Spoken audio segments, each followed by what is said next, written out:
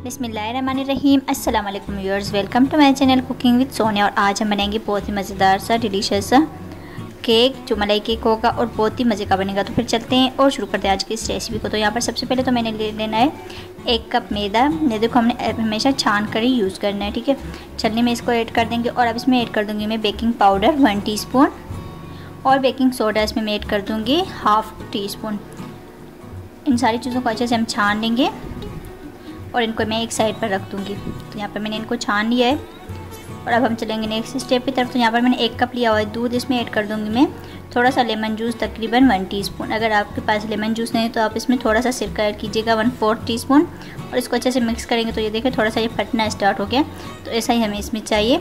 इसको हम एक साइड पर रख देंगे, ये भी हमारा रेडी है। और अब यहाँ पर मैंने एक बाउल लिया, इसमें ऐड कर दूँगी मैं पाउडर शुगर 1 कप और अब इसमें मैं ऐड कर दूँगी 1 अंडा। और फिर मैंने इन दोनों चीज़ों को अच्छी तरह से मिक्स करना है। अच्छे से हमने इनको मिक्स करना है तब तक जब तक इनका कलर थोड़ा सा लाइट सा नहीं हो जाता। ये देखिए इस तरह से हमने इसको मिक्स करते जाना है। तो यहाँ पर इनका कलर लाइट हो गया है। तो अब इसमें मैं ऐड कर दूँगी ड्राई इंग्रेडिएंट जो मैंने बनाए थे मैदे वाले, वो इसमें थोड़ा थोड़ा करके हम इसमें इस तरह से ऐड करते जाएंगे। और थोड़ा सा इसमें मैं अब ऐड कर दूँगी दूध जो मैंने बनाया था, वो हम इसमें ऐड करेंगे और इसको इस तरह से मिक्स करते जाएंगे। हल्के हाथ से हमने इसको एक ही साइड पर मिक्स करते जाना है। इसी तरह से सारी चीज़ें मैं इसमें ऐड कर दूँगी और इसको मिक्स करती रहूँगी। तो यहाँ पर मैंने इन सारी चीज़ों को अच्छी तरह से मिक्स कर दिया है, सारी चीज़ें इसमें ऐड कर दी हैं। और अब इसमें मैं ऐड कर दूँगी मक्खन 1/4 कप। यहाँ पर आप इसकी जगह पर ऑयल भी ऐड कर सकते हैं। इसको अच्छे से मिक्स करेंगे और अब इसमें मैं ऐड कर दूँगी वनीला एसेंस 1 टीस्पून।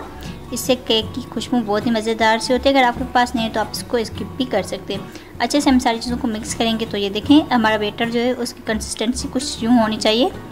तो अब यहाँ पर मैंने लिया हुआ है एक बाउल जिसमें हम केक को बेक करेंगे। अगर आपके पास केक वाला बाउल है तो आप वो लीजिएगा, नहीं तो इस तरह से मैंने ले लिया है। इसके ऊपर हल्का सा कुकिंग ऑयल लगा देंगे और फिर मैदा छिड़क दूँगी मैं इस तरह से। ये देखें बहुत ही आसानी से ये हो जाएगा। ये हमें बटर पेपर का काम देगा। और अब ऊपर से मैंने इसमें सारा अपना इंग्रेडिएंट सारे इसमें ऐड कर देने हैं। सारा मिक्सचर हम इसमें ऐड कर देंगे और थोड़ा सा इसको डब करेंगे इस तरह से। और फिर मैं इसको रख दूँगी बेक होने के लिए। तो यहाँ पर मैंने पतीले को पहले से ही प्रीहीट कर दिया था। ये मैंने इसको पतीले में बनाना है, ओवन में हम नहीं बना रहे। इसको मैं इसमें रख दूँगी और 40 से 45 मिनट तक इसको मैंने लो आंच पर छोड़ देना है। अगर आपके पास बेकिंग स्टैंड है तो आप वो रख दीजिएगा, नहीं तो कोई बात नहीं, इस तरह से कोई सी भी प्लेट रख दें।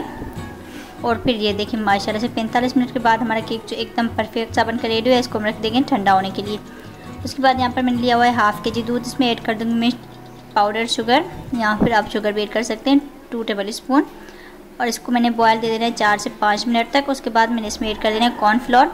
कॉर्नफ्लोर मैंने थोड़े से दूध में ऐड कर दिया था, 1 टीस्पून के जितना कॉर्नफ्लोर लिया था और 1/2 कप के जितने दूध में इसको मैंने मिक्स कर दिया था, वो मैं इसमें थोड़ा थोड़ा करके ऐड करती जाऊंगी। और तब तक मैंने इसको पकाना है जब तक ये गाढ़ा नहीं हो जाता।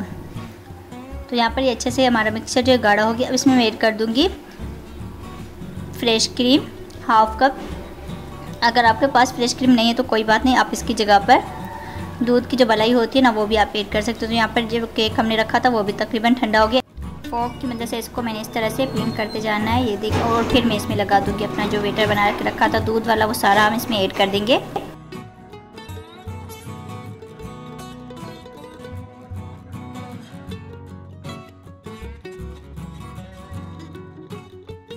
और ऊपर से थोड़ा सा ड्राई फ्रूट लगा देंगे इस तरह से। और फिर मैं इसके ऊपर लगा दूंगी व्हिप्ड क्रीम। ये बिल्कुल ऑप्शनल, अगर आप इसमें ऐड नहीं करना चाहते, नहीं लगाना चाहते तो कोई बात नहीं, आप इसको स्किप भी कर सकते हैं। फिर भी आपका ये मलाई केक बहुत ही मज़ेदार सा बनेगा। तो अगर आपको मेरी ये रेसिपी अच्छी लगे तो प्लीज़ लाइक ज़रूर करें और अगर चैनल पर नए तो चैनल को सब्सक्राइब करना ना भूलें। तो मिलते हैं अगली वीडियो में, तब तक मुझे दीजिए इजाज़त। अल्लाह हाफिज़।